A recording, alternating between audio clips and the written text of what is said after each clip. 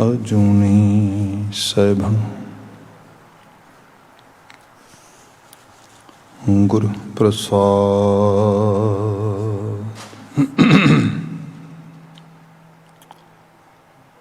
ज्ञान ध्यान किछ कर्म ना जाना, नाहि न निर्मल करनी। साध संगत के अंचल लाओ, बिखम नदी जाए तरनी। सतनाम वाहिगुरु साहिब जियो।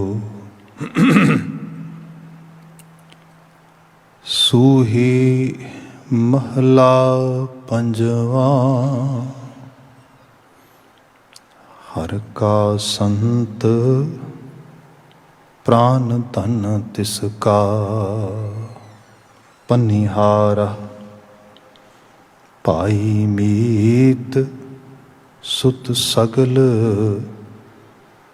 ते जी हूँ ते प्यारा।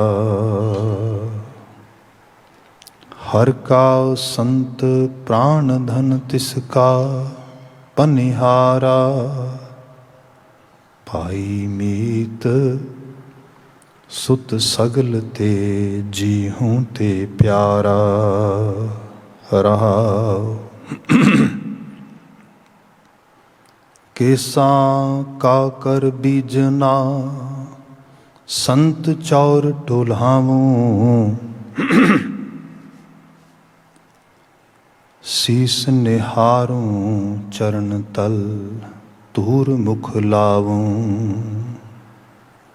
मिष्ट बचन बेनती करूं, दीन की न्यायी। तज अभिमान शरणी परूं, हर गुण निध पाई।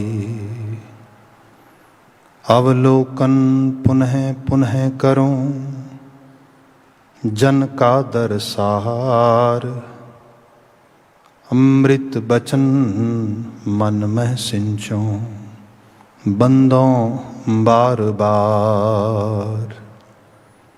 चितवों मन आशा करूं, जन का संग मांगूं। नानक को प्रभु दया कर, दास चरणी लागूं।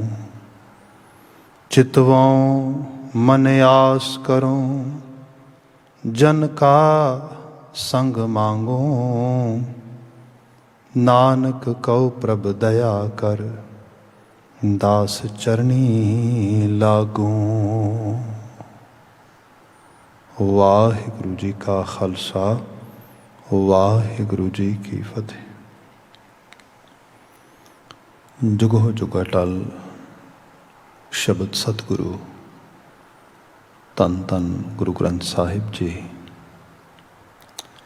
परिपूर्ण दातार पिता अकाल पुरख वाहिगुरु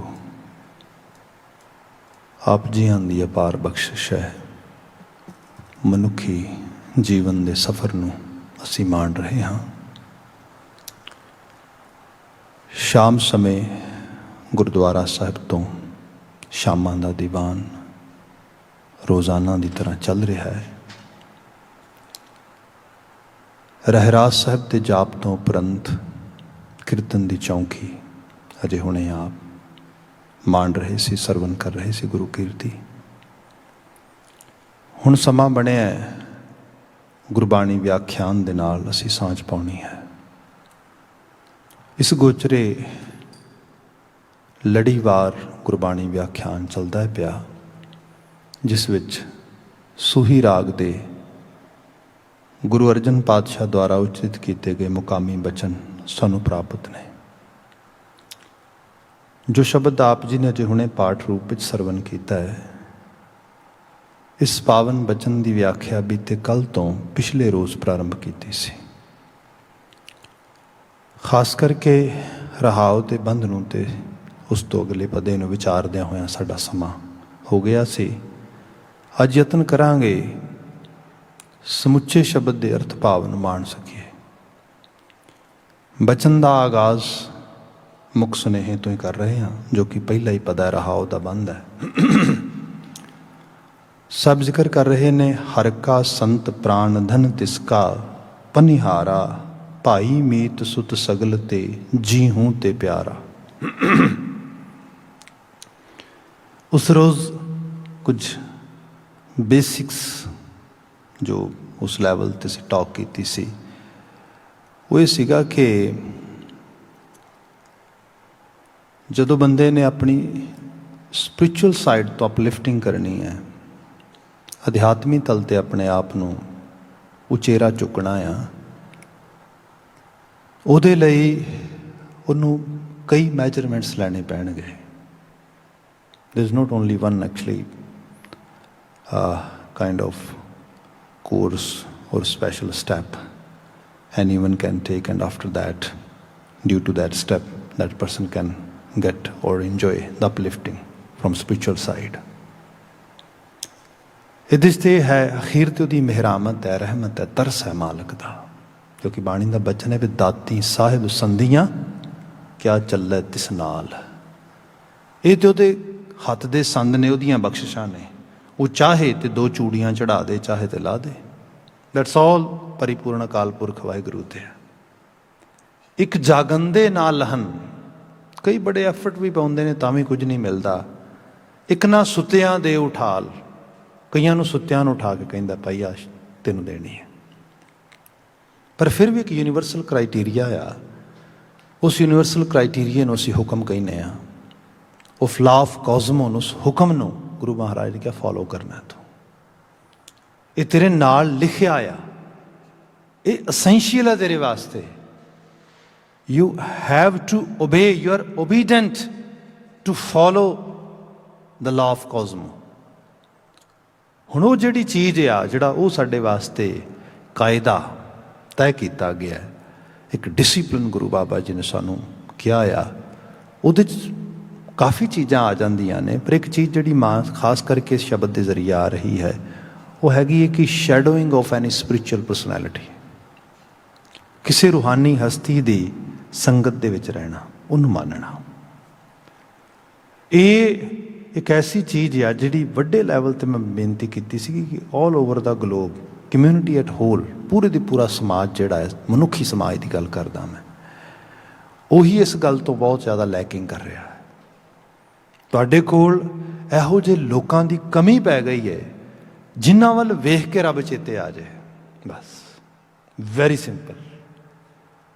ਬੰਦਾ ਜਿਹਦੀ ਸੰਗਤ ਨੂੰ, ਜਿਹਦੀ ਆਭਾ ਨੂੰ, ਜਿਹਦੇ ਕੁਝ ਕੋਲ ਰਿਹਾ ਬੰਦੇ ਨੂੰ ਮਹਿਸੂਸ ਹੋਏ ਮੈਂ ਕਿਸੇ ਦੇ ਨਾਲ ਹਾਂ, ਪ੍ਰੈਜ਼ੈਂਸ ਹੈ ਕਿਸੇ ਦੀ।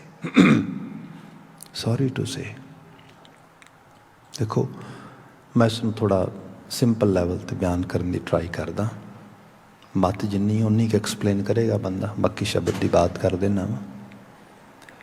ਘਰ ਦੇ ਵਿੱਚ ਬਾਪ ਦਾ ਹੋਣਾ ਬੜਾ ਜ਼ਰੂਰੀ ਹੈ, ਮਾਂ ਦਾ ਹੋਣਾ ਬੜਾ ਜ਼ਰੂਰੀ ਹੈ। ਪਰ ਫਿਜ਼ੀਕਲ ਪ੍ਰੈਜ਼ੈਂਸ ਕਿਸੇ ਇੱਕ ਕੈਲੀਬਰ ਦੇ ਨਾਲ ਹੋਏ, ਕਰੈਕਟਰ ਦੇ ਨਾਲ ਹੋਏ, ਕਿਰਦਾਰ ਦੇ ਨਾਲ ਹੋਏ, ਪਰਸਨੈਲਿਟੀ ਦੇ ਨਾਲ ਹੋਏ, ਫਿਰ ਉਹਦੀ ਛਾਪ ਬੱਚਿਆਂ 'ਤੇ ਪੈਂਦੀ ਹੈ। ਘਰ ਦੇ ਵਿੱਚ ਮਾਂ ਆ, ਪਿਤਾ ਆ, but they are lacking all those things. ਹੋਣਾ ਨਾ ਹੋਣਾ ਬੇਈਮਾਨੀ ਹੋ ਜਾਏਗਾ। ਤੇ ਤੁਸੀਂ ਦੇਖਦੇ ਹੋ ਸਮਾਜਾਂ ਦੇ ਵਿੱਚ।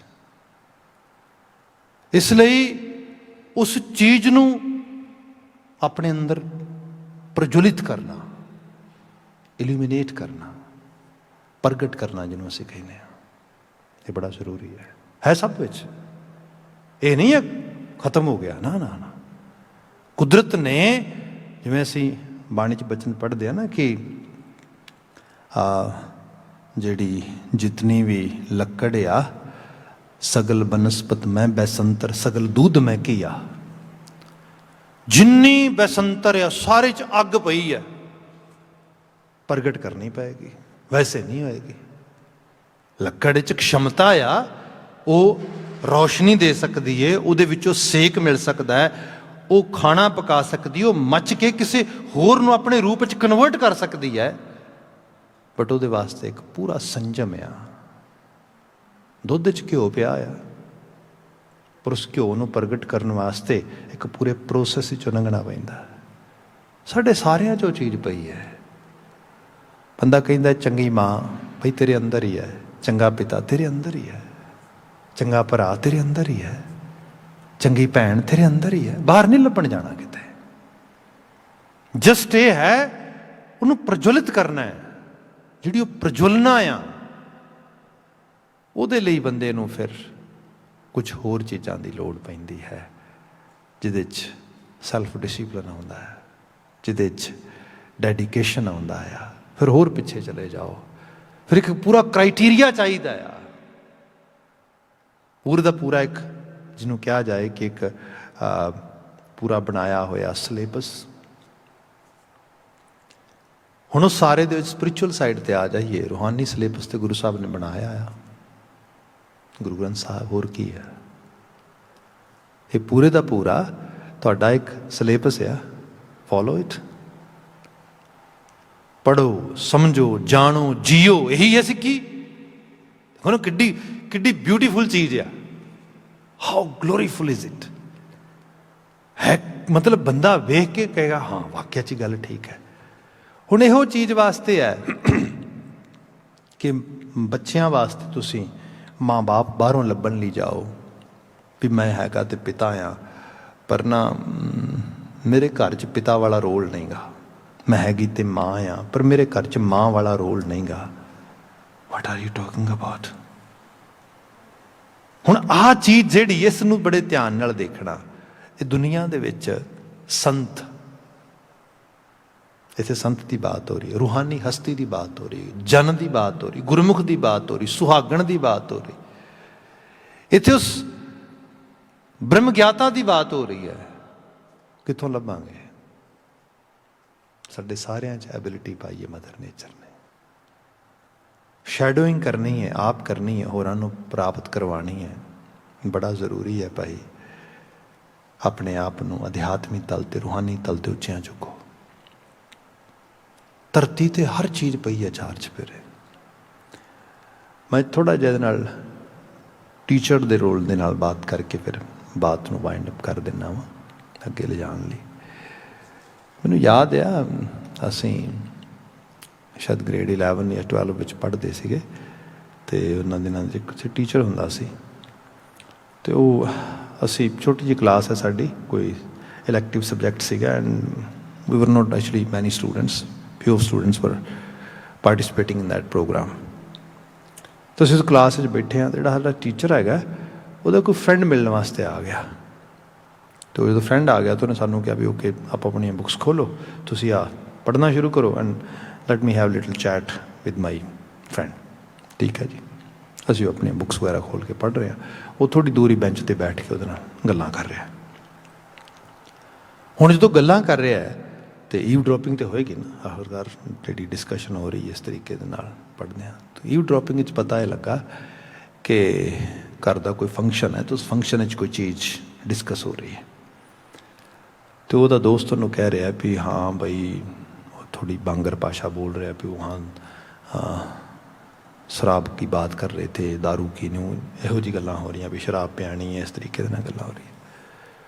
ਅਤੇ ਉਹ ਟੀਚਰ ਜਿਹੜਾ ਆ ਉਹਦੀ ਗੱਲ ਸੁਣ ਕੇ ਉਹਨੂੰ ਫਿਰ ਜਵਾਬ ਦੇ ਰਿਹਾ ਹੈ, ਕਹਿੰਦਾ ਵੀ ਮੈਨੂੰ ਇਹ ਗੱਲ ਕਹਿ ਰਹੇ ਨੇ ਉਹ ਲੋਕ, ਜਾਂ ਮੇਰੇ ਰਿਸ਼ਤੇਦਾਰ ਜਾਂ ਮੇਰੇ ਮਿੱਤਰ, ਵੀ ਤੂੰ ਪ੍ਰੋਗਰਾਮ ਵਿੱਚ ਆ ਸਾਰਾ ਕੁਛ ਲੈ ਕੇ ਆ, ਉਹਨਾਂ ਨੂੰ ਸ਼ਰਮ ਨਹੀਂ ਆਉਂਦੀ। ਉਹਨੂੰ ਜਵਾਬ ਦੇ ਰਿਹਾ, ਮੈਂ ਟੀਚਰ ਹਾਂ, ਮੈਨੂੰ ਬੱਚਿਆਂ ਨੂੰ ਮੈਂ ਸਮਝਾਉਂਦਾ ਹਾਂ ਆਹ ਚੀਜ਼ ਨਹੀਂ ਪੀਣੀ ਚਾਹੀਦੀ, ਆਹ ਚੀਜ਼ ਨਹੀਂ ਖਾਣੀ ਚਾਹੀਦੀ, ਇਸ ਤਰ੍ਹਾਂ ਨਹੀਂ ਕਰਨਾ ਚਾਹੀਦਾ। ਐਟ ਦ ਸੇਮ ਟਾਈਮ ਮੇਰੇ ਘਰ, ਮੇਰੀ ਜਗ੍ਹਾ ਦੇ ਉੱਤੇ ਸਾਰਾ ਕੁਛ ਮੇਰੇ ਰਿਸ਼ਤੇਦਾਰ ਮੇਰੇ ਤੋਂ ਇਹ ਐਕਸਪੈਕਟ ਕਰ ਰਹੇ ਨੇ। ਕ੍ਰੇਜ਼ੀ ਨੇ ਉਹ, ਕਮਲੇ ਨੇ ਉਹ। ਹੁਣ ਇਸ ਸਾਰੀ ਗੱਲ ਨੂੰ ਜਦੋਂ ਮੈਂ ਐਨਾਲਿਸਿਸ ਕਰਦਾ ਹਾਂ, ਅਸਲ ਵਿੱਚ ਜਦੋਂ ਬੰਦਾ ਇਸ ਲੈਵਲ 'ਤੇ ਸੋਚਦਾ ਆ, ਮੇਰੀ ਮਿਸਾਲ ਦਿੱਤੀ ਜਾਏਗੀ, ਮੇਰੀ ਐਗਜ਼ਾਮਪਲ ਦਿੱਤੀ ਜਾਏਗੀ, ਸਮਝੋ ਰਿਫਲੈਕਸ਼ਨ ਸ਼ੁਰੂ ਹੋ ਗਈ। ਇਹੀ ਰਿਫਲੈਕਸ਼ਨ ਹੈ। ਲੋਕੀ ਮਾੜੇ ਨੂੰ ਵੀ ਰਿਫਲੈਕਟ ਹੁੰਦਾ ਦੇਖਦੇ ਹਾਂ ਅਸੀਂ, ਰਿਫਲੈਕਸ਼ਨ ਆਉਂਦੀ ਉਹਦੀ। ਕੋਈ ਬੰਦਾ ਆਇਆ ਉਹ ਕਹਿੰਦਾ ਨਹੀਂ ਨਹੀਂ ਮੈਂ ਸਿੱਖਿਆ, ਮੈਨੂੰ ਸੋਭਦਾ ਨਹੀਂ, ਲੈ ਤੂੰ ਕਾਹ ਸਿੱਖਿਆ, ਫਲਾਣੇ ਨੂੰ ਦੇਖੋ ਵੀ ਤਾਂ ਕਰਦਾ ਹੀ ਇਹ, ਮਾੜੀ ਰਿਫਲੈਕਸ਼ਨ ਆ ਗਈ। ਸੋ ਇਸ ਤਰੀਕੇ ਦੇ ਨਾਲ ਚੀਜ਼ਾਂ ਨੇ। ਅਸੀਂ ਜਦੋਂ ਗੁਰੂ ਵਾਲੇ ਪਾਸੇ ਮੂੰਹ ਕੀਤਾ, ਗੁਰਮਤੀਏ ਹੋਣ ਦੀ ਬਾਤ ਕਰ ਰਹੇ ਹਾਂ, ਮੈਂ ਤਾਂ ਮਾਫੀ ਚਾਹਾਂਗਾ, ਹੈਰਾਨਗੀ ਦੀ ਗੱਲ ਹੈ ਕਿ ਪੰਜਾਬ ਦੇ ਬਾਬਤ ਅੱਜ ਕੱਲ੍ਹ ਪੋਲੀਟੀਕਲੀ ਬੜੀ ਗੱਲ ਹੁੰਦੀ ਕਈ ਵਾਰੀ। ਤੇ ਗੱਲ ਕੀ ਹੁੰਦੀ, ਉਹ ਪੰਜਾਬ ਨੂੰ ਤੇ ਖਾ ਗਏ ਲੁੱਟ ਕੇ ਪਾਈ। ਕੀ ਹੋਇਆ ਪਤਾ, ਇਹਦੇ ਮੁਕਾਬਲਤਨ ਮੈਨੂੰ ਇੱਕ ਦਿਨ ਕਿਸੇ ਨੇ ਦਿਖਾਇਆ, ਕਹਿੰਦਾ ਆਹ ਦੇਖੋ ਕਿੱਡੀ ਕਮਾਲ ਦੀ ਗੱਲ ਕਰ ਰਿਹਾ, ਦੇਖੋ ਜੀ ਪੰਜਾਬ ਕਿਵੇਂ ਲੁੱਟਿਆ ਜਾ ਰਿਹਾ, ਕਿਵੇਂ ਲੁੱਟਿਆ ਜਾ ਰਿਹਾ। ਇੱਕ ਸਟੇਟ ਦੀ ਐਗਜ਼ਾਮਪਲ ਕਰ ਰਿਹਾ, ਕਹਿੰਦਾ ਉਸ ਸਟੇਟ ਦੇ ਵਿੱਚ ਇੰਨੇ ਹੀ ਠੇਕੇ ਨੇ, ਇੰਨੀ ਸ਼ਰਾਬ ਵਿਕਦੀ ਹੈ, ਇੰਨਾ ਹੀ ਸਾਰਾ ਕੁਝ, ਪਰ ਉਹਨਾਂ ਦਾ ਰੈਵਨਿਊ ਪੰਜਾਬ ਨਾਲੋਂ 10 ਗੁਣਾ ਜ਼ਿਆਦਾ ਆ। ਇੱਥੇ 10 ਗੁਣਾ ਘੱਟ ਆ ਰੈਵਨਿਊ, ਉਸ ਤੋਂ ਵੱਧ ਸ਼ਰਾਬ ਵਿਕਣ ਦੇ ਬਾਵਜੂਦ ਵੀ ਬੇਈਮਾਨੀ ਹੋ ਰਹੀ ਸਭ। ਮੈਂ back of my mind I was thinking, oh my gosh, ਇਹੀ ਮਿਸਾਲਾਂ ਦੇਣ ਨੂੰ ਰਹਿ ਗਈਆਂ ਸਾਡੇ ਕੋਲ ਉੱਥੇ। ਮਤਲਬ ਗਰਕਣ ਦੀ ਹਾਲਤ ਹੋਰ ਕੀ ਹੋਏਗੀ। Try to think about it. ਇਹ ਹੈ ਤੁਹਾਡੀ ਆਮ ਬੋਲ ਚਾਲ ਭਾਸ਼ਾ ਦੀ, ਤੁਹਾਨੂੰ ਇਹ ਵੀ ਨਹੀਂ ਪਤਾ ਲੱਗ ਰਿਹਾ ਵੀ ਅਸੀਂ ਨਿੱਗਰ ਗਏ ਹਾਂ, ਅਸੀਂ ਬਰਬਾਦ ਹੋ ਗਏ ਹਾਂ। ਸਾਡੇ ਜਿਹੜੇ ਸਟੈਂਡਰਡਸ ਨੇ ਉਹ ਕਿੱਥੇ ਚਲੇ ਗਏ ਸਾਰੇ ਦੇ ਸਾਰੇ। ਕਿੱਥੇ ਅਸੀਂ ਸੰਤ ਬਿਰਤੀ ਦੇ ਵਿੱਚ ਜਾਣਾ ਸੀਗਾ। ਇੱਥੇ ਹੈ ਸਾਡੇ ਘਰ ਦਾ ਤੇ ਆਈਡੀਅਲ ਇਹ ਸੀਗਾ ਵੀ ਮਿਲੈ ਸੰਤ ਕਿਛ ਸੁਣੀਐ ਕਹੀਐ।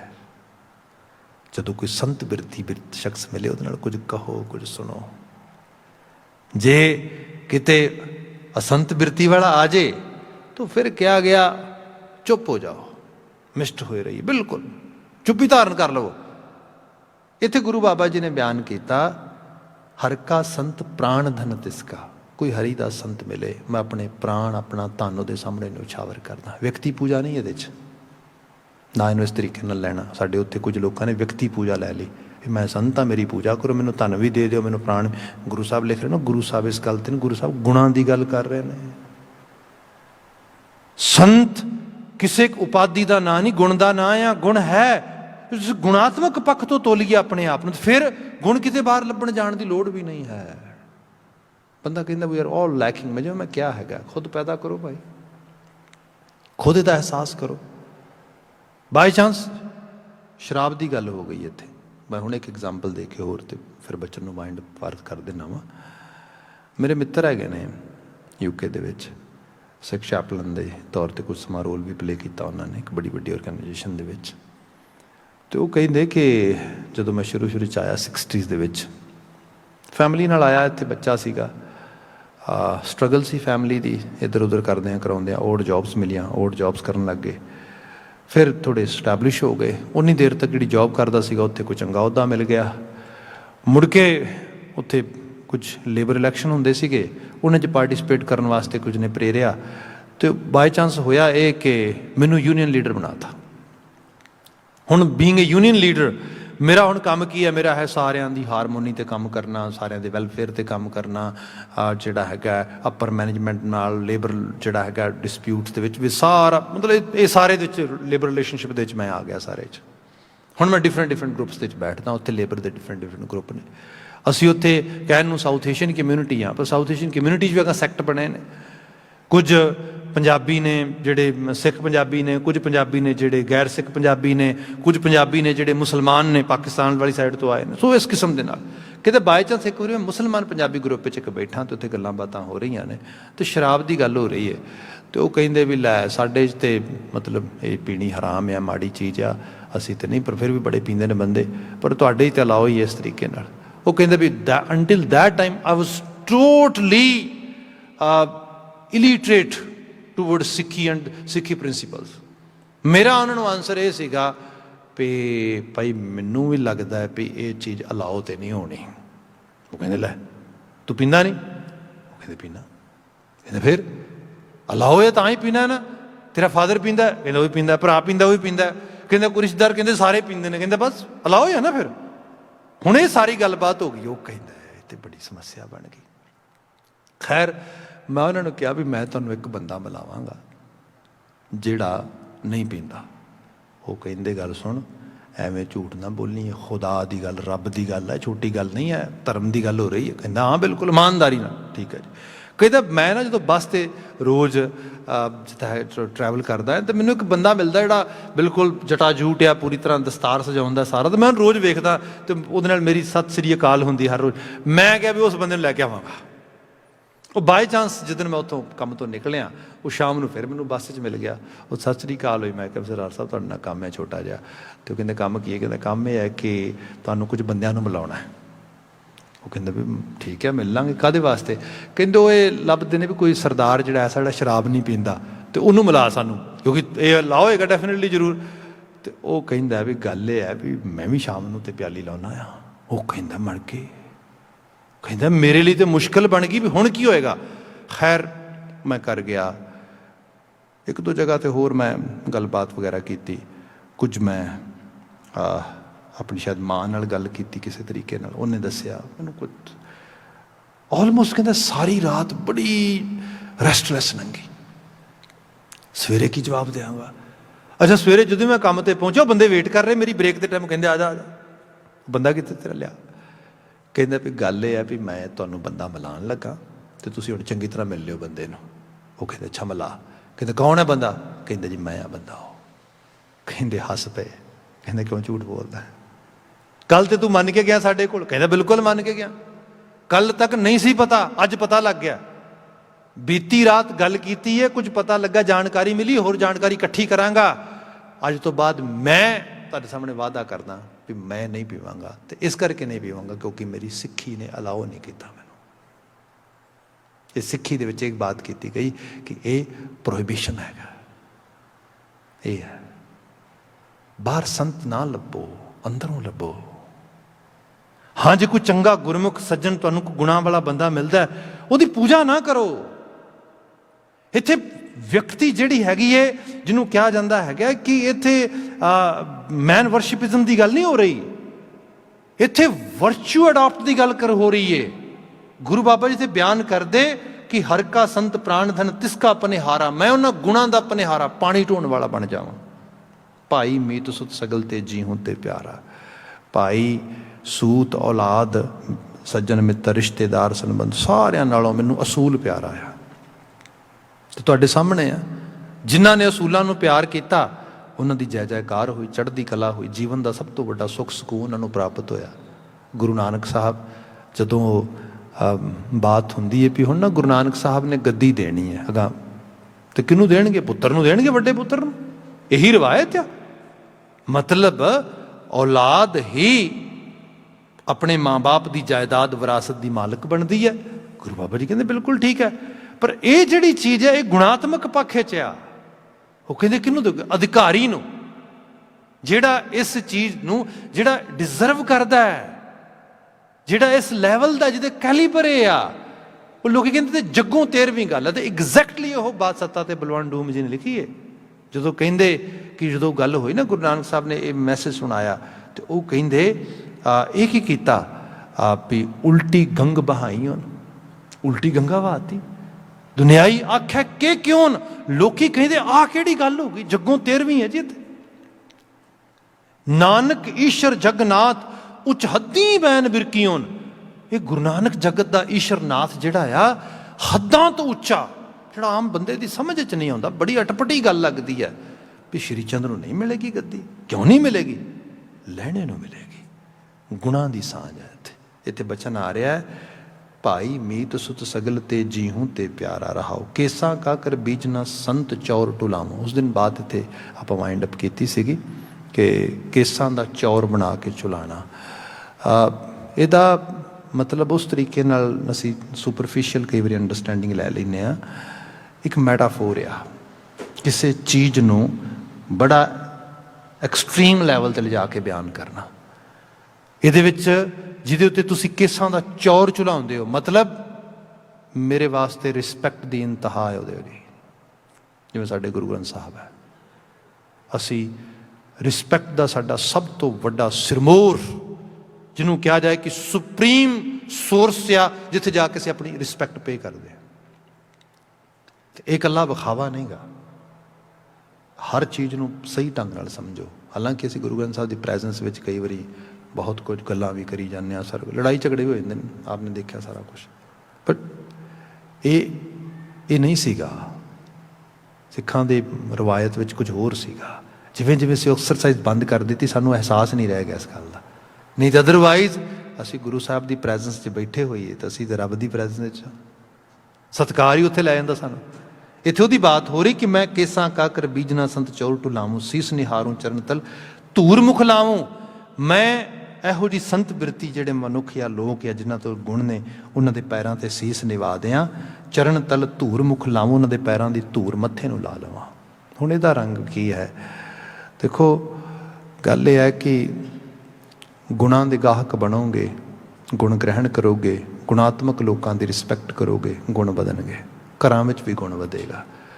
ਜਦੋਂ ਅਸੀਂ ਆਮ ਘਰਾਂ ਵਿੱਚ ਗੱਲਬਾਤ ਕਰਦੇ ਹਾਂ, ਸਾਡੀ ਆਮ ਕਨਵਰਸੇਸ਼ਨ ਕੀ ਹੁੰਦੀ ਹੈ? ਫਲਾਣਾ ਬੰਦਾ ਓਹ ਬਈ ਬੜੀ ਮਾਇਆ ਬਣਾ ਗਿਆ, ਬੜੀ ਵੱਡੀ ਅਹੁਦੇਦਾਰੀ ਲੈ ਗਿਆ, ਫਲਾਂ ਲੈ ਗਿਆ। ਠੀਕ ਹੈ ਭਾਈ, ਪਰ ਕਿਤੇ ਗੱਲ ਇਹ ਵੀ ਹੋਏ ਫਲਾਂ ਬੱਚਾ ਬੜਾ ਪਿਆਰਾ, ਬੜਾ ਸੇਵਾਦਾਰ ਹੈ ਭਾਈ, ਬੜਾ ਵਲੰਟੀਅਰ ਵਰਕ ਬੜਾ ਕਰਦਾ ਹੈ ਭਾਈ, ਫਲਾਂ ਸ਼ਖਸ ਭਾਈ ਦੇਖੋ ਉਹਨੇ ਕਮਾਲ ਕਰ ਦਿੱਤੀ, ਆਪਣੇ ਆਪ ਨੂੰ ਸਭ ਵਕਾਰਾਂ ਤੋਂ ਬਚਾਇਆ, ਅਲਾਮਤਾਂ ਤੋਂ ਬਚਾਇਆ, ਚੰਗੇ ਪਾਸੇ ਲਾਇਆ। ਹੁਣ ਆਹ ਜਿਹੜੀਆਂ ਚੀਜ਼ਾਂ ਨੇ, ਜਿੱਥੇ ਇਸ ਕਿਸਮ ਦੀ ਚੀਜ਼ ਅਪੀਲ ਕਰੇਗੀ, ਜੀਵਨ ਸੁਧਰੇਗਾ, ਸਵਰੇਗਾ। ਜੇ ਲੌਂਗ ਰਨ ਵਿੱਚ ਦੇਖੋਗੇ ਨਾ, ਮਾਇਆ ਪਦਾਰਥ ਵਗੈਰਾ ਵਕਤੀ ਤੌਰ 'ਤੇ ਸੁੱਖ ਦਿੰਦਾ ਹੈ, ਖੁਸ਼ੀ ਵੀ ਦਿੰਦਾ ਹੈ, ਐਂਟਰਟੇਨ ਕਰਦਾ ਆ, ਪਰ ਲੌਂਗ ਰਨ ਵਿੱਚ ਨਹੀਂ। ਲੌਂਗ ਰਨ ਵਿੱਚ ਤਾਂ ਇਹ ਹੈ ਜਿਹਨੂੰ ਅਸੀਂ ਇਨਫਿਨਿਟ ਹੈਪੀਨੈਸ ਕਹਿੰਦੇ ਹਾਂ, ਜਿਹੜੀ ਉਹ ਖੁਸ਼ੀ ਹੈ ਜਿਹੜੀ ਹਰ ਇੱਕ ਪਦਾਰਥ ਤੋਂ ਬਿਯੋਂਡ ਆ। ਉਹ ਤਾਂ ਇਹੀ ਕਿ ਬੰਦਾ ਆਪਣੇ ਆਪ ਨੂੰ ਮੇਨਟੇਨ ਕਰੇ ਹਰ ਲੈਵਲ 'ਤੇ, ਆਪਣੇ ਆਪ ਨੂੰ ਬੰਦਾ ਬਿਲਡ ਕਰੇ ਹਰ ਲੈਵਲ 'ਤੇ। ਜਿਹੜੇ ਹਿਊਮਨ ਵਰਚੂਜ਼ ਨੇ ਉਹਨਾਂ ਦੇ ਜ਼ਰੀਏ ਮਹਾਰਾਜ ਬਿਆਨ ਕਰਦੇ, ਜਿਹਦੇ ਕੋਲ ਇਹ ਨੇ ਮੈਂ ਉਹਨਾਂ ਦਾ ਸਤਿਕਾਰ ਕਰਦਾ, ਮੈਂ ਉਹਨਾਂ ਦੇ ਚਰਨਾਂ ਦੀ ਧੂੜ ਮੱਥੇ ਨੂੰ ਲਾਉਣਾ। ਮਿਸ਼ਟ ਬਚਨ ਬੇਨਤੀ ਕਰੋ ਦੀਨ ਕੀ ਨਿਆਏ, ਮਿੱਠੇ ਬਚਨ। ਵੈਸੇ ਬੀਇੰਗ ਏ ਸਿੱਖ ਤੇ ਕਿਸੇ ਨੂੰ ਮੰਦਾ ਬੋਲਣਾ ਸਾਨੂੰ ਸਿਖਾਇਆ ਹੀ ਨਹੀਂ ਗਿਆ। ਸਾਡੇ ਘਰ ਦੇ ਵਿੱਚ ਤੇ ਤੁਸੀਂ ਦੇਖੋ ਗੁਰੂ ਸਾਹਿਬ ਲੈਵਲ ਕਿਹੜਾ ਲੈ ਆਉਂਦੇ ਨੇ। ਤੁਸੀਂ ਜਿਹੜੇ ਨੇ ਰਹਿਤਨਾਮੇ ਪੜ੍ਹ ਲਓ, ਲਿਟਰੇਚਰ ਪੜ੍ਹ ਲਓ, ਜੋ ਮਰਜ਼ੀ ਚੀਜ਼, ਜੰਗ ਹੋ ਰਹੀ ਹੈ, ਜੰਗ ਦੇ ਵਿੱਚ ਵੀ ਮੈਂ ਛੋਟਾ ਰੰਗ ਬਿਆਨ ਕਰਦਾ ਤੁਹਾਡੇ ਸਾਹਮਣੇ, ਕਈ ਵਾਰੀ ਚੀਜ਼ ਲਿਟਰਲੀ ਤੌਰ 'ਤੇ ਜ਼ਿਆਦਾ ਅਪੀਲ ਕਰਦੀ ਹੈ। ਹਕੀਮ ਅੱਲਾ ਯਾਰ ਖਾਂ ਜੋਗੀ ਨਜ਼ਮ ਲਿਖ ਰਿਹਾ ਗੰਜੇ ਸ਼ਹੀਦਾਂ, ਚਮਕੌਰ ਦੀ ਜੰਗ ਦਾ ਵਾਕਿਆ ਬਿਆਨ ਕਰ ਰਿਹਾ ਉਹ। ਤੇ ਕਵੀ ਹੈ, ਬੜਾ ਆਲਮੀ ਕਵੀ, ਬੜੇ ਪੋਇਟਿਕ ਵੇ ਦੇ ਨਾਲ ਟ੍ਰਿਬਿਊਟ ਕਰਦਾ ਹੈ ਸਾਹਿਬਜ਼ਾਦਿਆਂ ਦੀ ਸ਼ਹਾਦਤ, ਉਹਨਾਂ ਦੀ ਜੰਗ ਨੂੰ, ਉਹਨਾਂ ਦੇ ਸਮਰਪਣ, ਉਹਨਾਂ ਉਸ ਸਾਰੇ ਨੂੰ ਸਮਰਪਿਤ ਹੋ ਕੇ। ਜਦੋਂ ਸਾਹਿਬਜ਼ਾਦਾ ਅਜੀਤ ਸਿੰਘ ਦਾ ਉਹ ਜੰਗ ਦੇ ਵਿੱਚ ਜਾ ਕੇ ਸ਼ਮਸ਼ੀਰ ਵਾਹੁਣ ਦਾ ਵਰਣਨ ਕਰਦਾ ਆ, ਬੜਾ ਮਾਰਮਿਕ ਆ। ਉਹ ਕਹਿੰਦਾ ਕਿ ਜਦੋਂ ਸਾਹਿਬਜ਼ਾਦਾ ਅਜੀਤ ਸਿੰਘ ਨੇ ਘੋੜੇ ਦੇ ਉੱਤੇ ਜਿਹੜਾ ਹੈਗਾ ਅੱਡੀ ਲਾ ਕੇ ਬੈਠਾ ਤੇ ਮੈਦਾਨ 'ਚ ਚਲਾ ਗਿਆ, ਤੇ ਉਹਨੇ ਆਪਣੇ ਹੱਥੋਂ ਬਰਛਾ ਛੱਡ ਕੇ ਜਿਵੇਂ ਹੀ ਸ਼ਮਸ਼ੀਰ ਧੋਈਏ, ਉਹ ਕਹਿੰਦੇ ਸ਼ਮਸ਼ੀਰ ਥੋੜਾ ਸੀ ਕੋਈ, ਕਹਿੰਦਾ ਦੁਸ਼ਮਣ ਉਹਦੇ ਵੱਲ ਵੇਖ ਕੇ ਉਸ ਸ਼ਮਸ਼ੀਰ ਨੂੰ ਇਸ ਤਰੀਕੇ ਨਾਲ ਤਾਬ ਖਾਂਦਾ, ਡਰ ਖਾਂਦਾ, ਭੈ ਖਾਂਦਾ। ਕਹਿੰਦਾ ਉਹ ਜਿਵੇਂ ਉਹਨਾਂ ਨੇ ਵੇਖੀ ਨਾ, ਕਹਤੇ ਇੱਥੇ ਅਦੂ ਬਰਕ ਹੈ, ਫਾਰਸੀ ਹੈ। ਅਦੂ ਕਹਿੰਦੇ ਨੇ ਦੁਸ਼ਮਣ ਨੂੰ, ਬਰਕ ਕਹਿੰਦੇ ਨੇ ਬਿਜਲੀ ਨੂੰ। ਕੋਈ ਕਿਰਪਾਨ ਥੋੜਾ ਸੀਗੀ, ਉਹ ਕਹਿੰਦੇ ਇੰਝ ਸੀਗਾ ਜਿਵੇਂ ਅਸਮਾਨ ਤੇ ਸਾਡੀ ਵੈਰੀ ਬਿਜਲੀ ਜਿਹੜੀ ਹੈ ਉਹ ਆ ਗਈ ਹੋਏ ਸਾਹਿਬਜ਼ਾਦੇ ਦੇ ਹੱਥ 'ਚ। कहते थे अदू बर्क है तलवार नहीं है, इस काट का देखा कभी हथियार नहीं है। वो कहता तलवार तलवार जी तलवार, ਇਹੋ ਜਿਹਾ ਹਥਿਆਰ ਕੋਈ ਦੇਖੇ ਹੀ ਨਹੀਂ। ਜੇ ਘੋੜੇ ਤੇ ਪੈਂਦਾ ਘੋੜੇ ਨੂੰ ਲਾ ਦਿੰਦਾ, ਜੇ ਬੰਦੇ ਤੇ ਪੈਂਦਾ ਤੇ ਬੰਦੇ ਨੂੰ ਲਾ ਦਿੰਦਾ, ਜੇ ਬੰਦੇ ਦੀ ਸੰਜੋਹ ਤੇ ਪੈਂਦਾ ਲੋਹੇ ਦੀ ਉਹਨੂੰ ਕਾਟ ਕਰ ਦਿੰਦਾ, ਜੇ ਕਿਤੇ ਘੋੜੇ ਦੀ ਜ਼ੀਨ ਤੇ ਪੈਂਦਾ ਤਾਂ ਉਹਨੂੰ ਲਾ ਕੇ ਰੱਖ ਦਿੰਦਾ। कोई मतलब है ही नहीं। कहते कहते थे अदू बर्क है तलवार नहीं है, इस काट का देखा कभी हथियार नहीं है, नो मश्क जमा ये कोई जिनहार नहीं है, सतगुरु के फरजिंद कोई वफादार नहीं है। गल बड़ी कमाल दी, पर मेरे को समा सीमित आ। वो कहते गल ये है भी इस जंगजू नूं वेख के दो गल्लां साफ हो जांदियां ने भी एक ते ये कि ये कोई आम सिख नहीं गा, या तो सतगुरु गुरु आप आ गया जंग च, अदरवाइज ਇਹੋ ਜਿਹੇ ਹਾਲਾਤ ਹੋ ਸਕਦੇ ਸੀ। ਜੇ ਸਤਿਗੁਰੂ ਆਪ ਨਹੀਂ ਤੇ ਫਿਰ ਫਰਜ਼ਿੰਦ ਗੁਰੂ ਦਾ ਪੋਤਾ ਹੈ ਸਾਹਿਬਜ਼ਾਦਾ ਆ। ਕਹਿੰਦੇ ਇੰਨੀ ਗੱਲ ਕਹੀ ਨਹੀਂ ਦੁਸ਼ਮਣ ਨੇ ਤੇ ਸਾਹਿਬਜ਼ਾਦੇ ਦੇ ਕੰਨਾਂ 'ਚ ਪਈ ਨਹੀਂ ਤੇ ਸਾਹਿਬਜ਼ਾਦਾ ਇੱਕਦਮ ਕਹਿੰਦਾ ਉਹਨੂੰ ਲਲਕਾਰਦਾ ਦੁਸ਼ਮਣ ਨੂੰ। कहते थे अदू बर्क है तलवार नहीं है, इस काट का देखा कभी हथियार नहीं है, नो मश्क जमा ये कोई जिनहार नहीं है, सतगुरु के फरजिंद कोई वफादार नहीं है, ललकारे अजीत। अजीत सिंह ललकार दे ओ दुश्मन एक ही करते एक ही कहती ये केड़ी गल करती तू। ललकारे अजीत मुखातिब हुए सबसे, बोले अदू से न निकल हद अदब से। ओ अदू ओ दुश्मन, दुश्मन बन के लड़, हथियारां दी जंग हो रही है, बेअदबी क्यों कर रहे हैं। ललकारे अजीत मुखातिब हुए सबसे, बोले अदू से न निकल हद अदब से। की अदब की हद तोड़ दी भाई साहबजादा अजीत सिंह जी जो इस रूप में बयान करते भी तू अदब तोड़ दिता। की अदब तोड़िया? अदब ये तोड़ दिता सतगुरु गुरु गोबिंद के हम सर नहीं हम हैं। वो दुश्मन तू कहता इस घोड़े ते गुरु गोबिंद सिंह चढ़ के आ गया, वो तेरी तू हिम्मत किवें कीती, हिमाकत किवें कीती। मैं गुरु गोबिंद सिंह साहब दे बराबर ना। कहते मुखातिब हुए सबसे, सारे मुखातिब हो के क्या ना निकल हद अदब से, तू अदब दी हद तो बाहर ना निकल अदू। कहते सतगुरु गुरु गोबिंद के हम सर नहीं हम हैं, उनके तो काफे पां के बराबर नहीं हम हैं। उन्होंने पैर ते पैरां हिट पाई जुत्ती ते जुत्ती हिट लगे रोए, मैं उन्होंने रोयां दे बराबर भी नहीं गा, मिट्टी दे अणुआं दे बराबर भी। देखो तुसी अद मैनू कहंदे ने, मैं माफ़ी मंगांगा मिट्टी दे माधो कखां तो हौले मुझ खादम वर्गे लोग चोगे पा के ते कहंदे गुरु गोबिंद सिंह साहब। तुसीं देखे ही सारा मंजर। हाँ तो गई आ मुसलमान लखारी नू पढ़ो तुसी, सिख नहीं गा। मैदाने जंग नू बयान करदा ते किवें बयान करदा, जान नहीं निकल जाती साडी। ये है भाई सिख गुरु ते गुरु तो वरसाए गुणां दे नाल अपने सत्कार की इंतहा जोड़ता है। ते अरदास भी यह दिन रात करनी चाहिए है। बड़ी लंबी चौड़ी बात है, मैं समेट रहा क्योंकि शब्द नहीं तो रह जाएगा साडा अज। फिर मिष्ट बचन बेनती करो, जिन्हां दे कोल शुभता आ गुण आ उन्होंने बोलना हो तो जी कह के बोलो, सत्कार नाल बोलो, मिठे बचन बोलो। पर कला ही नहीं, सब नूं प्यार नाल बोलो, स्नेह नाल बोलो, अदब विच बोलो, ज़ाबते विच बोलो।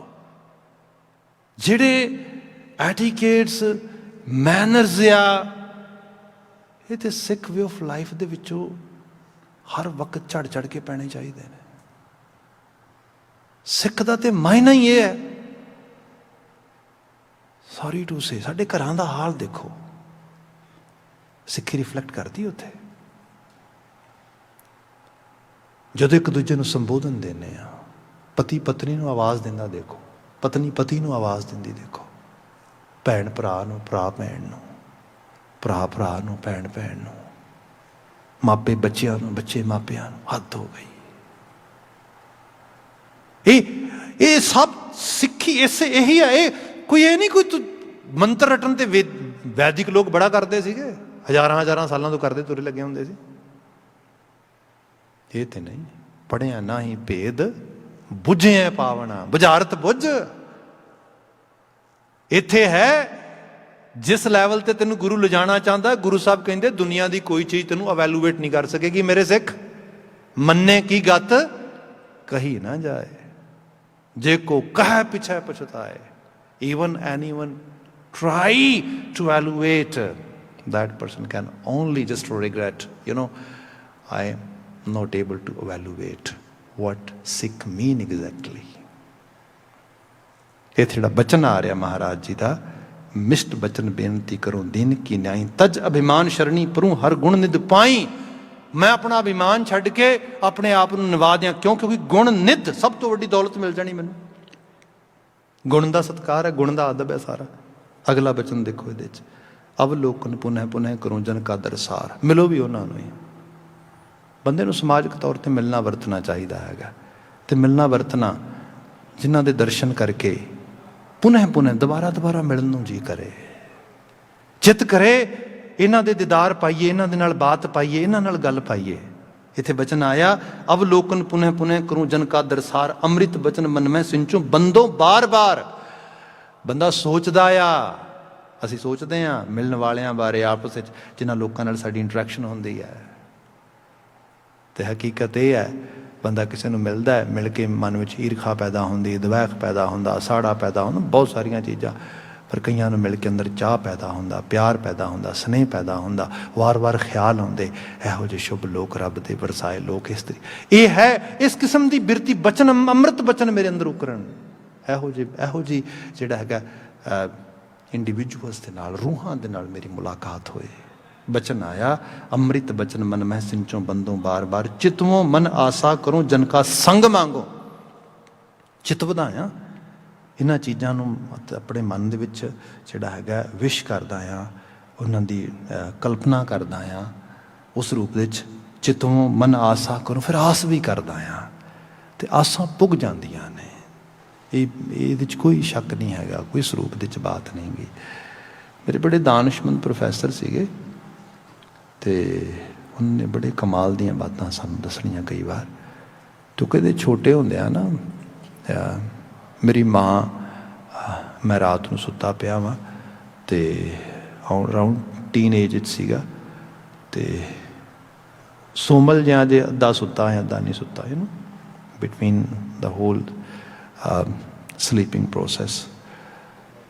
ਮਾਂ ਆਈ, ਮੈਨੂੰ ਵੇਖ ਕੇ ਚਲੀ ਗਈ।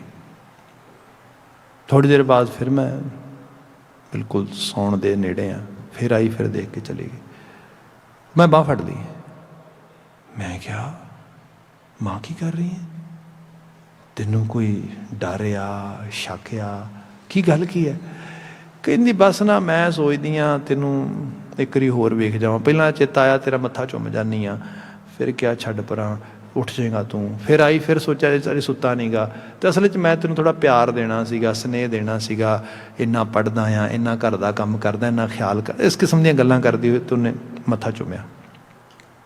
ਕਹਿੰਦੇ, ਮੈਂ ਕਿਹਾ ਮਾਂ ਨੂੰ, ਮਾਂ ਵੀ ਤੂੰ ਮੈਨੂੰ ਇੰਨਾ ਪਿਆਰ ਕਰਦੀ ਸਾਰਾ ਕੁਝ, ਹੈ ਨਾ, ਇਸ ਤਰੀਕੇ ਨਾਲ। ਜੇ ਮੈਂ ਗੁਆਂਢੀਆਂ ਦੇ ਘਰ ਪੈਦਾ ਹੋਇਆ ਹੁੰਦਾ ਅਤੇ ਮੈਂ ਸਾਰੇ ਕੰਮ ਕਰਦਾ, ਫਿਰ ਵੀ ਤੂੰ ਮੈਨੂੰ ਇੰਨਾ ਪਿਆਰ ਕਰਦੀ। ਤੇਰੇ ਘਰ ਨਾਲ ਪੈਦਾ ਹੋਇਆ ਹੁੰਦਾ। ਕਹਿੰਦੇ ਮਾਂ ਨਾ ਉੱਠ ਕੇ ਖੜੀ ਹੋ ਗਈ, 2 ਕੁ ਪਲ ਸੋਚ ਕੇ ਮੇਰੇ ਪੈਰ ਫੜ ਕੇ ਨਾ ਮੱਥੇ ਨੂੰ ਲਾ ਲਏ। ਮੈਂ ਕਿਹਾ ਮਾਂ ਕੀ ਹੋਇਆ? ਕਹਿੰਦੀ ਪੁੱਤ ਕਿਹੜੀ ਗੱਲ ਕਰਦੀ ਹੈ ਤੂੰ ਤੇ ਰੱਬ ਵਿਖਾਤਾ ਮੈਨੂੰ। ਹੁਣ ਆਹ ਜਿਹੜੀਆਂ ਚੀਜ਼ਾਂ ਨੇ, ਤੁਸੀਂ ਫੀਲ ਕਰੋ ਕਦੀ ਇਸ ਚੀਜ਼ ਨੂੰ। ਸਭ ਮੈਂ ਜੋਤ ਜੋਤ ਹੈ ਸੋਏ। ਬੰਦਾ ਜਦੋਂ ਆਸ ਕਰੇ ਨਾ, ਮੈਂ ਜੀਵਨ 'ਚ ਕਿਤੇ ਆਪਣੀ ਅਪਲਿਫਟਿੰਗ ਕਰਨੀ ਹੈ, ਯੂ ਨੈਵਰ ਨੋ ਕਿਹੜਾ ਸੋਰਸ ਬਣਨਾ ਤੁਹਾਡੇ ਵਾਸਤੇ, ਕਿੱਥੋਂ ਕਿਸ ਕਿਸਮ ਦੀ ਉਮੀਦ ਦੀ ਕਿਰਨ ਆ ਪ੍ਰਗਟਣ ਹੋਣੀ ਤੁਹਾਡੇ ਅੰਦਰ। ਇੱਥੇ ਮਹਾਰਾਜ ਨੇ ਬਿਆਨ ਕੀਤਾ ਕਿ ਚਿਤੋਂ ਮਨ ਆਸਾ ਕਰੂੰ ਜਨ ਕਾ ਸੰਗ ਮੰਗੂ। ਮੈਂ ਇਹੋ ਜਿਹੇ ਜਨ ਦਾ ਸੰਗ ਮੰਗਦਾ ਹਾਂ। ਨਾਨਕ ਕੋ ਪ੍ਰਭ ਦਇਆ ਕਰ ਦਾਸ ਚਰਨੀ ਲਾਗੋ। ਹੇ ਨਾਨਕ, ਮਾਲਕ ਤੇਰੇ ਅੱਗੇ ਅਰਦਾਸ, ਤਰਸ ਦੇ ਘਰ ਜਾ, ਮੈਨੂੰ ਆਪਣੇ ਰਾਹ 'ਤੇ ਤੁਰਨ ਵਾਲੇ ਰਾਹਗੀਰਾਂ ਦੇ ਚਰਨ ਫੜਾ ਦੇ। ਸਭ ਰਹਿਮਤ ਕਰਨ ਐਸੇ ਆਲਮੀ ਅਲਾਹੀ ਅਗੰਮੀ ਵਾਕਾਂ 'ਚੋਂ ਸਾਨੂੰ ਪ੍ਰੇਰਣਾ ਮਿਲੇ, ਗੁਰਮਤੀਏ ਬਣ ਸਕੀਏ, ਗੁਰੂ ਆਸ਼ੇ ਨੂੰ ਜੀਵਨ ਵਿੱਚ ਸਿਰਫ ਬੋਲੀਏ ਸੁਣੀਏ ਨਾ, ਮਾਣ ਸਕੀਏ, ਇੰਜੋਏ ਕਰੀਏ ਇਹਨੂੰ। ਐਕਚੁਅਲੀ ਇਹ ਰੀਅਲ ਰੂਪ ਵਿੱਚ ਅਰਦਾਸ ਆ। ਇੱਥੇ ਸਮਾਪਤੀ। COVID-19 still it's happening without any doubt. ਅਤੇ ਜਿਹੜੇ ਸਾਡੇ ਮੈਜਰਮੈਂਟਸ ਨੇ ਉਹ ਅਜੇ ਸਾਨੂੰ ਗਾਰਡ ਜਿਹੜੇ ਆਪਣੇ ਨੇ ਉਹ ਡਾਊਨ ਨਹੀਂ ਕਰਨੇ ਚਾਹੀਦੇ। ਧਿਆਨ ਰੱਖੋ ਆਪਣਾ, ਲੋੜ ਦੇ ਮੁਤਾਬਕ ਵਿਚਰੋ ਕੰਮਾਂ ਕਾਰਾਂ 'ਤੇ ਜੋ ਉਹ ਤਾਂ ਕਰਨਾ ਹੀ ਨੇ, ਪਰ ਨਾਲ ਦੀ ਨਾਲ ਖਿਆਲ ਰੱਖੋ ਆਪਣਾ ਵੀ ਅਤੇ ਆਪਣੇ ਆਲੇ ਦੁਆਲੇ ਦਾ ਵੀ।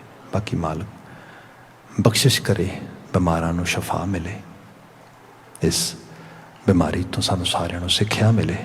ਅਤੇ ਇਹ ਵੀ ਹੈ, ਮਾਲਕਾ ਤਰਸ ਕਰ, ਮਨੁੱਖ ਨੂੰ ਰਾਹ ਪਾ, ਅਤੇ ਕੋਈ ਚੰਗੇ ਤਰੀਕੇ ਦੇ ਨਾਲ ਮਨੁੱਖ ਦਾ ਜੀਵਨ ਇਸ ਸਾਰੇ 'ਚੋਂ ਨਿਕਲ ਕੇ ਆਵੇ। ਇੱਥੇ ਸਮਾਪਤੀ। ਵਾਹਿਗੁਰੂ ਜੀ ਕਾ ਖਾਲਸਾ, ਵਾਹਿਗੁਰੂ ਜੀ ਕੀ ਫਤਿਹ।